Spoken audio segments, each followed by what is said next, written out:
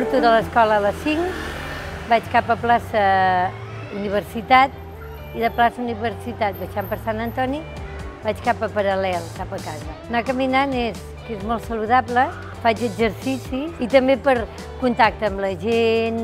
Jo soc de poble, llavors això m'agrada molt poder dir adéu a algú, poder parar-me a xerrar amb algun botiguer, mirar botigues, gaudir una mica de la ciutat. He anat vist canvis positius, amb zones més verdes, amb zones més transitables. Hem guanyat més espai als vianants, tot i que queda treballar-hi encara amb això. Una Barcelona perfecta seria tota peatonal al centre i que fos extraradi als cotxes. Seria més sana, no hi hauria tant fum, també hi haurien zones verdes, un pulmó una mica verd. Ja en tenim, però algun pulmó una mica més verd.